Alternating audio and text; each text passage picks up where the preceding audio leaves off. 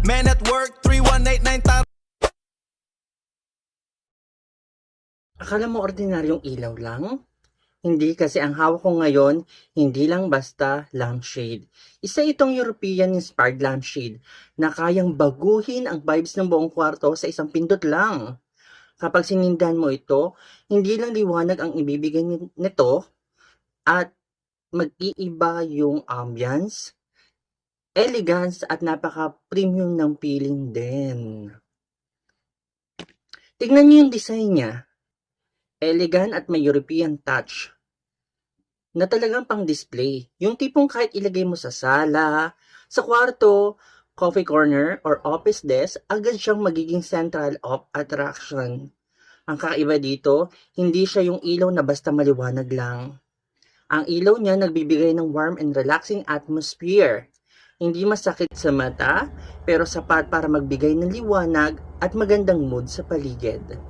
Malakas ba ang ilaw? Depende sa bulb na gagamitin mo. Kapag higher wattage o mas maliwanag na LED bulb ang nilagay mo, mas malakas ang output. Pero kapag pinakamagandang katangian nito, kahit hindi sobrang liwanag yung dating niya, premium pa rin. Imagine mo, tahimik ang gabi, naka-on ang lampshade, may kape ka sa tabi, tapos mapapaisip ka, grabe, ganito palang pakaramdam ng eleganteng buhay. Simple lang siya tignan, pero malakas ang dating.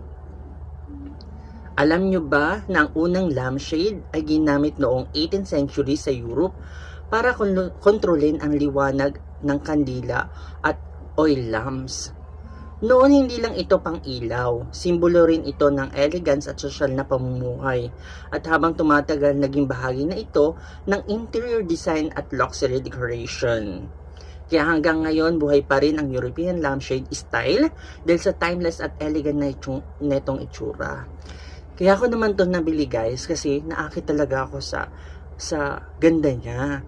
So, nilagay ko siya sa part ng gilid na tapat ng salamin na kung saan yun yung nakita nyo sa video, may pera doon na naka sa gilid. Kasi ang ganda talaga ng reflect niya, lalo na kung matutulog kayo. Wow, ang good vibes talaga niya. At saka anyway guys, di ba yung ilaw niya, yung curve, yung nasa taas, may ilaw siya. Pero yung sa crystal niya, yung brilliant niya, may ilaw din yun. So dalawa yung umiilaw, yung sa taas at sa baba. So mapapansin nyo, pwede nyo i-switch yung sa taas lang or gusto nyo patay yung sa taas, sa baba lang. Pwede din sabay. So yung kainaman sa kanya, kaya talaga maliwanag din siya. So yung pag napundi naman, madali naman siyang maayos, madali matanggal yung mga ilaw kasi naroroskas siya, diroskas siya, so natatanggal siya, mabilis siya mabuo. Darating sa inyo na hindi pa siya buo, kayo magbubuo, mabilis lang siyang buuhin, kahit bata kayang-kaya siya, kaya sobrang ganda talaga niya, kaya talagang tuwan-tuwa ako. Ngayon, ang sabi ko sa sarili ko, pangregalo ko yun sa sarili ko kasi medyo pricey nga siya. Pero yung ibinibigay niyang mood sa akin, talagang wow, ang ganda. Ganon. Kaya talagang pinilit ko siyang bilhin kahit na alam ko medyo pricey. Nabili ko siya, it almost 8 each ang alam ko. So ngayon, dito, pwede nyo po siyang mabili dyan sa link or doon sa aking TikTok account naman at work3189. Parehas ng pangalan ng YouTube at TikTok account.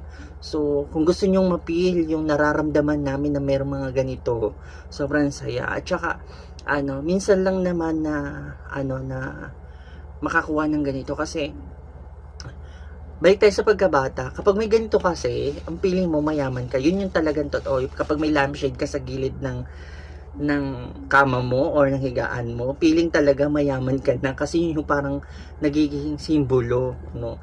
Kaya nung nagkaroon ako, yun yung first na nagkaroon ako kasi yung lampshade ko talaga, yung study, yung lampshade na may ganyan, meron din akong vlog nun alam ko yung naka-my day ko na nakaganyan, na yung lampshade, pang school. So yung lampshade na to, sobrang ganda, kaya talagang wow. Sabi ko, eto na. Kaya hindi na ako bumili. Halos 3 years na siyang sa akin. Gumagana pa rin. And itinabi ko siya kasi malalaman nyo din kung bakit ko siya itinabi. Pero ngayon, magugulat kayo, sobrang ganda niya, no? Kapag bumili po kayo, makikita nyo, tignan nyo din yung other review niya, no? Hindi din po madali yung bulb, mapundi yung bulb na kasama niya. So, sobrang ganda. Tapos yung pinaka payong niya, minsan kasi yun yung kinakatakutan ng iba, baka matupi, masira. Hindi po, matibay po yung pagkapayong nun, yung pinaka head niya, yung headboard ba tawag, yung pinaka head, matibay po. Huwag po kayo mag-alala, hindi po durug-durug yung nadarating sa inyo. Napakaganda po, kahit kayo sasabihin nyo. So, ayun guys, medyo naputol tayo kasi limited na lang yung aking memory ng phone ko, kaya medyo naputol tayo. So, yun lang guys, muli nagpapasalamat ako sa pagsuporta, no? Iba-vlog ko lang din po yung aking t-shirt. Kapag gusto nyo po ito, makapal po yung tela na to, no? Nandyan din po sa link, ikakabit natin yung link netong t-shirt ko po, no? Maganda po itong tela nito, hindi po mainit sa damit at pwede po siyang pang-alis. So, yun po, may tatak po siya, no? So, yun lang guys. Muli, maraming pong salamat sa panunood. Ako si Jessie at ito ang Man at Work. Bye!